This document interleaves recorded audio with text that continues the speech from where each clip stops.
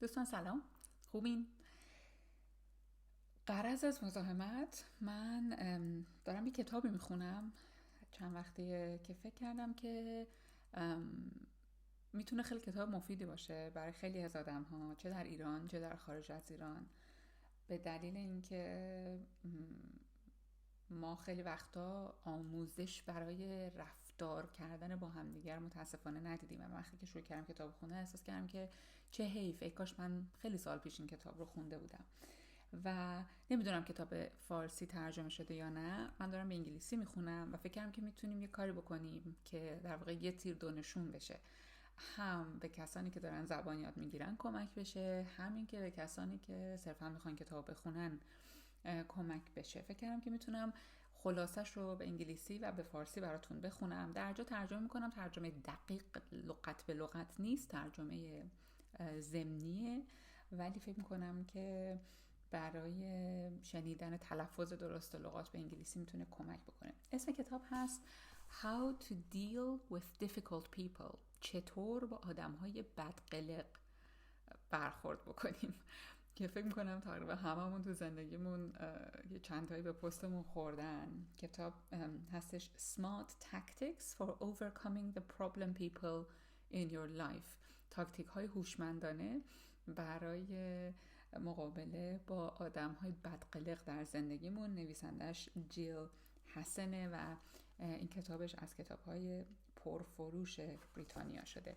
من همطوری جلو میرم، آروم آروم براتون میخونمش تا ببینیم که چطوره، اصلا استقبال میشه، استقبال نمیشه، به دردتون میخوره. اگه به دردتون خورد ادامش میدیم، اگرم به دردتون نخورد که ادامش نمیدیم، چیزی برای از دست دادن نداریم.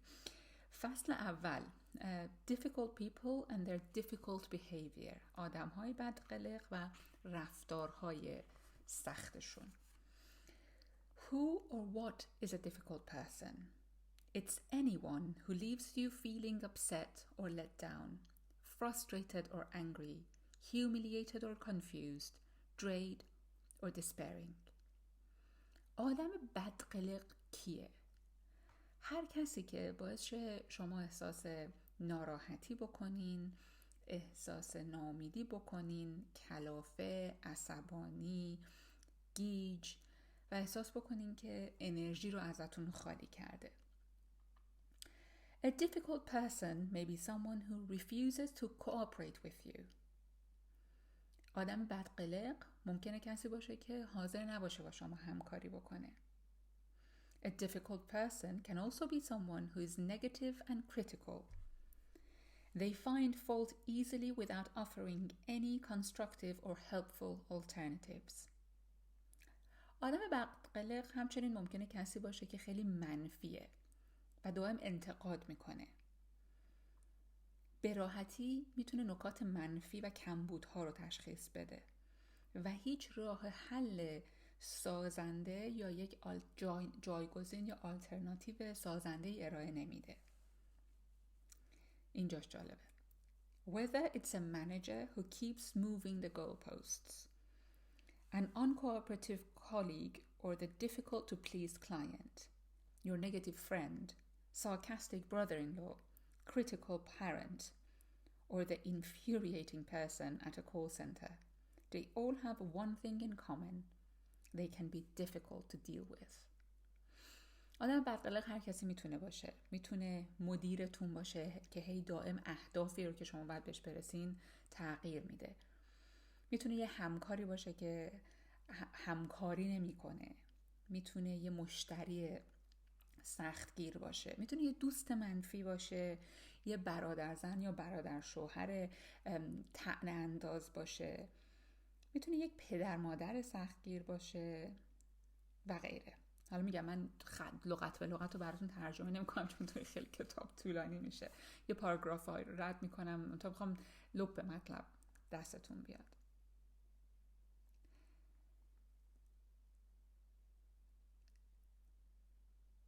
نکتهش اینجاست که داره میگه که difficult behavior occurs on a continuum. At one end of the scale, difficult behavior can be overt. At the other end, it can be passive. میگه رفتار آزاردهنده و سخت یک زنجیر است. در یک سر زنجیره رفتار آزاردهنده خیلی آشکار اوورته، در یک سر دیگهش رفتار پسیو و منفعله.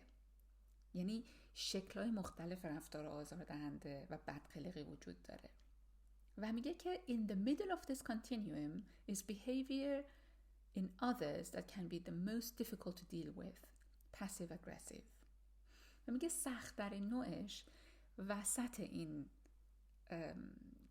زنجیره هست، رفتار پسیو اگریسیو. پسیو اگریسیو یعنی چی؟ یعنی رفتار پرخاشگر منفعل. حالا اینو براتون بیشتر توضیح میده. حالا بعد وارد نمونه های مختلف میشه. اینجا ترجمه های فارسیشو بعضیشو براتون نوشتم. داره بعد تقسیم بندیش میکنه. داره میگه openly hostile aggressive behavior، رفتار همراه با خشونت آشکار، پرخاشگر منفعل آشکار. حالا ممکنه که این ترمایی که من همینجا دارم اینطوری ترجمه میکنم ترجمه دقیق تر علمی داشته باشه، برای من تو کامنت بذارین که منم یاد بگیرم. مرسی. میگه aggressive behavior is the most overt open type of difficult behavior. رفتار یعنی پرخاشگری میگه آشکارترین شکل رفتار سخته. At its most extreme, openly hostile, aggressive behavior is harsh and forceful. معمولا رفتاریه که بسیار تند و واضحه که اون آدم داره پرخاشگری میکنه و بدقلقی میکنه. و آدم هایی که اینطورین they insist they're right and you are wrong. آدم هایی که به طور آشکار پرخاشگرن آدم هایی هستن که تأکیدشون اینه که اونا درست میگن، شما اشتباه میکنید.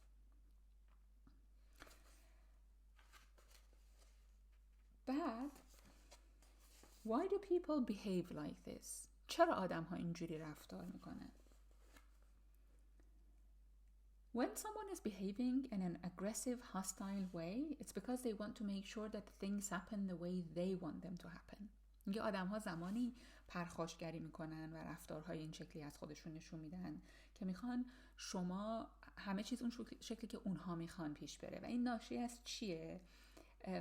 خیلی آدم‌هایی هستن که احساس میکنن مورد انتقاد قرار گرفتن، نادیده گرفته شدن، احساس ناامنی میکنن یا احساس میکنن بهشون خیانت شده. پس ریشه رفتار پرخاشجویانه این چیزاست. خب این پس شد نمونه آشکار پرخاشگری. حالا نقطه مقابلش چیه؟ disguised hostility، passive aggressive behavior. خب یک خصومت پنهان، زیرپوستی در واقع این بدقلقیه، رفتار پرخاشگرانه منفعل. میگه there is no mistaking openly hostile aggressive behavior. It's direct and in your face. Disguised hostility and passive-aggressive behavior, on the other hand, is an indirect expression of what a person does and doesn't want. فرق این رفتار با اون یکی رفتار، با اون پرخاشگری آشکار، اینه که آدم هایی که به طور آشکار پرخاشگری میکنن مستقیمه، تو روتونه، میدونین که یارو داره پرخاشگری میکنه. اما کسانی که به طور پنهانی پرخاشگری میکنن معمولاً به طور غیر مستقیم دارن پیامشون رو به شما منتقل میکنن. یعنی انگیزه واقعیشون رو به شما نشون نمیدن، اعلام نمیکنن. ادامه فصل وارد شکل‌های مختلف پسیو اگریسیو بیهیویر میشه که ولی من فکر کنم که لب مطلب دستتون اومد که ما داریم راجع به چجور آدم‌هایی حرف میزنیم.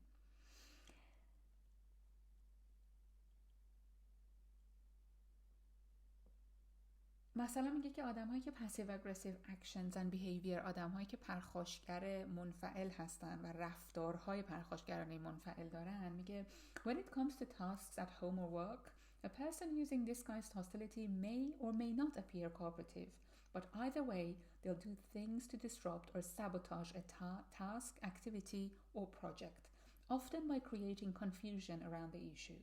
میگه آدم هایی که رفتارهای این مدلی دارن، چه در زندگی چه در محیط کار، آدم هایی هستن که ممکنه همکاری کنن، ممکنه همکاری نکنن، ولی یه کار قطعا میکنن، سنگ اندازی میکنن، تخریب میکنن و فقط منتظرن که شما شکست بخورید.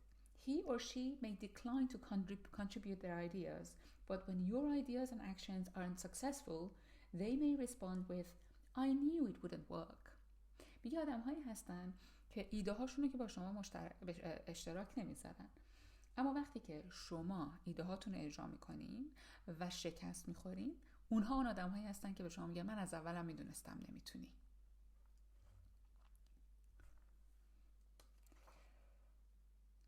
معمولا میگه که this kind of behavior is a dynamic born of fear of being controlled, fear of confrontation, hidden anger and an inability to deal straight with people.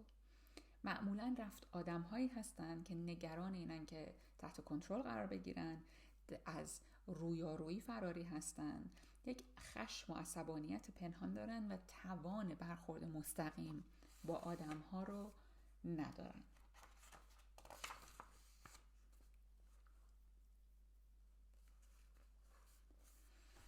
یه زمانی رفتارها، حالا میبینیم وارد نقطه میانی این زنجیره میشیم. passive behavior. نه رسیدیم passive aggressive رو انجام دادیم، رسیدیم به passive. پس یعنی overt, passive aggressive and passive.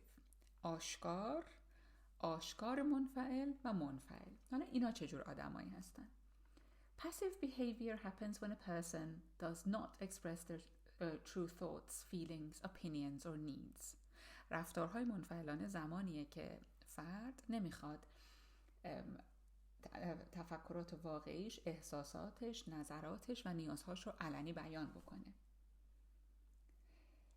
این چجوری خودشو نشون میده؟ This can manifest itself in different ways. A passive person may be a people pleaser rather than expressing what they really feel and want. آدم‌های مدلی، آدم‌های پسیو یا منفعل کسانی هستن که معمولاً سعی می‌کنن همه رو خوشحال نگه دارن بدون اینکه در واقع نظر و احساسات و نیازهای واقعیشون رو بیان بکنن. Instead of voicing their own opinions or making choices that will be controversial, unpopular, or could hurt feelings, they wait for others to speak first and then agree with pretty much everything others say. آدم‌هایی هستن که به جای اینکه نظر خودشون رو بیان بکنن، منتظر میشن یا حرفی بزنن که ممکنه بقیه ناراحت بکنه، منتظر میشن یکی دیگه این حرفو بزنه و در اکثر مواقع میگن که باهاش موافقن.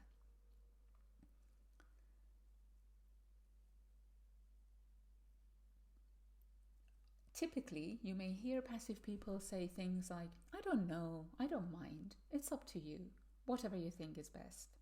But these responses do not tell you what that person really feels, thinks, wants or does not want. یکی از ویژگی‌های آدم‌های پسیو یا منفعل اینه که معمولاً میگن نمیدونم، مهم نیست، هرچی تو بگی، هرچی تو فکر میکنی بهتره. معمولاً جواب‌های آدم‌های منفعل به شما نشون نمیده که واقعاً چه خواسته‌ای دارن. خب پس این در واقع شد ما یه زنجیره داریم که این زنجیره یه طرفش شد آدم‌های بد اخلاق آشکار، آدم‌های پرخاشگر منفعل و آدم‌های منفعل. اینا همشون تو زنجیره بدقلقه قرار میگیرن. No doubt you have recognized someone you know in these descriptions of difficult people and their behaviors. شکی نیستم مطمئناً با این اوصافی که من بهتون گفتم یه سری آدم میشناسین شما که این ویژگی ها رو دارن، یا آشکارا پرخاشگرن یا پرخاشگر منفعلن یا به کل منفعلن. We all know at least one person who leaves us feeling upset or let down, frustrated or angry, humiliated or confused. ما معمولا دست کم یه نفر ما در زندگیمون داریم که باعث میشه که احساس ناراحتی بکنیم، احساس کنیم ناامیدمون کرده، کلافمون بکنه، عصبانیمون بکنه.